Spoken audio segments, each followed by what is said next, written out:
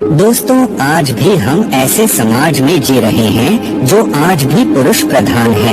आज भी जब लड़की का जन्म होता है तो अधिकतर घरों में मायूसी छा जाती है।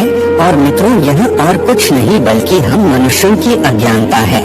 लड़की को बोझ समझते हैं, परंतु आपको जानकर हैरानी होगी कि लड़की का जन्म हर किसी के घर में नहीं होता, बल्कि उसी के घर होता है जो भाग्यशाली होते हैं और अपने पुण्य कर्म अर्जित किए होते हैं। और आज हम आपको यही बताने जा रहे हैं कि भगवान कैसे घरों को लड़की का जन्म देने के लिए चुनते हैं और वह कौन से पुण्य कर्म है जिसकी वजह से कोई भी इंसान बेटी का माँ या बाप बनता है। अगर आप भी भगवान श्री कृष्ण के भक्त हैं तो कमेंट में जय श्री कृष्णा जरूर लिखें। तो चलिए शुरू करते हैं आज की प्रस्तुति। दोस्तों, भगवान श्री कृष्ण से अर्जुन पूछते हैं कि माधव, किन कर्मों के कारण किसी के घर पुत्री धन की प्राप्ति होती है, अर्थात कैसे घरों में बेटियों का जन्म होता है।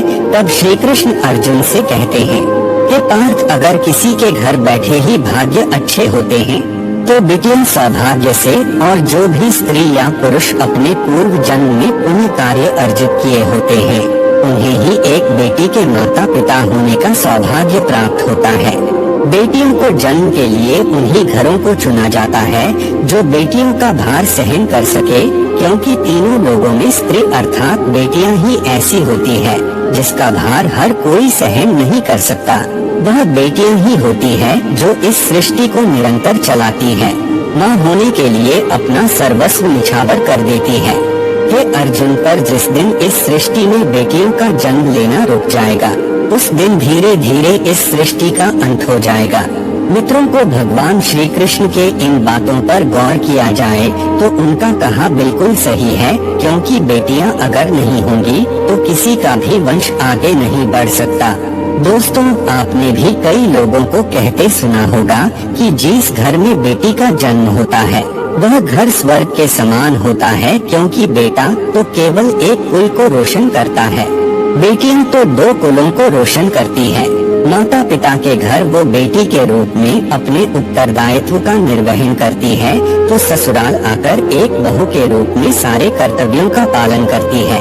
दोस्तों, आजकल आप सुनते ही हो, बेटी या बहू परिवार में किसी के मर जाने पर उसका पिंडदान नहीं कर सकती, लेकिन यह बिल्कुल भी सही नहीं है, क्योंकि रामायण में बताया गया है कि प्रभु श्री राम के पिता राजा दशरथ की मृत्यु हो गई तो माता सीता अर्थात राजा दशरथ की बहू ने ही उनका पिंडदान किया था, जिससे उन्हें जन्म मरण के चक्र से मुक्ति मिल गई थी।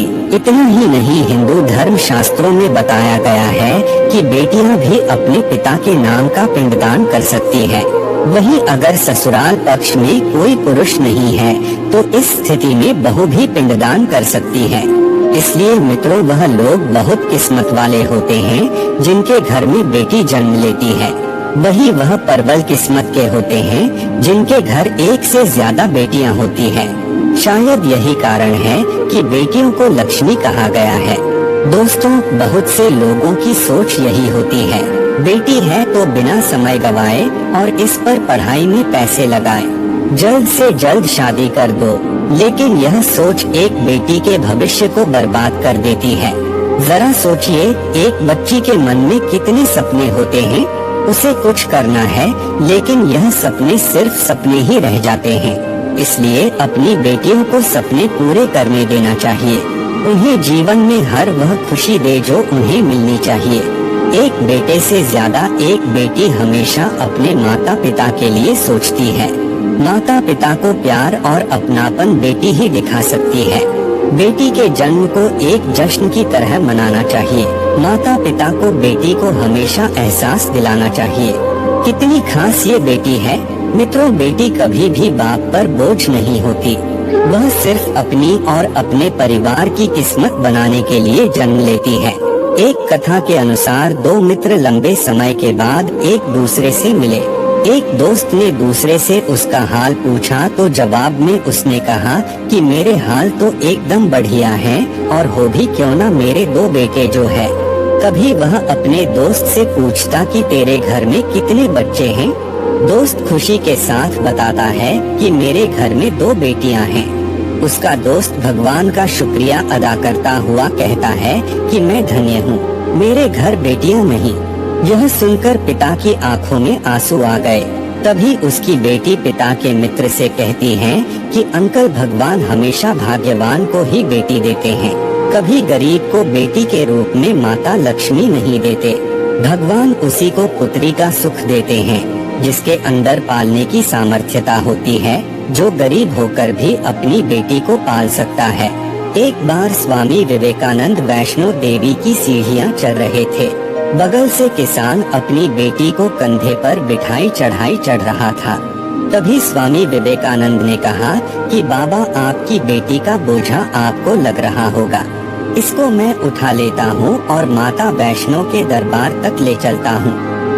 सबके सामने स्वामी विवेकानंद से कहा कि बेटी कभी भी बाप के कंधे पर बोझ नहीं होती। बेटियां अगर बाप के कंधे पर हो तो वह हर बोझ को हल्का कर देती है। मित्रों, बेटियां कभी भी धन की भूख ही नहीं होती, जो सिर्फ मांग और सम्मान की भूखी होती है। अब सोचने वाली बात है कि कौन सी कर्म के बाद आप किसी के घर लड़की के रूप में जन्म लेते हैं और उनके घर के लिए लक्ष्मी का रूप साबित होते हैं। गरुड़ पुराण में बताया गया है कि जब आत्मा को नया जन्म मिलता है तब आत्मा को शरीर के अनुसार व्यवहार में चलकर अपने कर्म करने होते हैं। शरीर के जरिए कर्म करके ही एक आत्मा अपने जन्म के उद्देश्य को सार्थक भी बना सकती है और निरर्थक भी। यदि कोई पुरुष महिलाओं का आचरण करता है, स्वभाव में महिलाओं वाली आदतें ले आता है या वही काम करना चाहता है जो एक महिला को करना चाहिए, तो ऐसे ही पुरुषों का आत्मा स्त्री का शरीर धारण करती है। वही गरुड़ पुराण में बताया गया है, यदि कोई व्यक्ति मृत्यु के अंतिम क्षण में किसी स्त्री को याद करते हुए प्राण त्यागता है तो वह अगले जन्म स्त्री के रूप में जन्म लेता है। वही अगर वह अंतिम क्षण में परमेश्वर का नाम लेता है तो वह मुक्ति के मार्ग पर अग्रसर हो जाता है।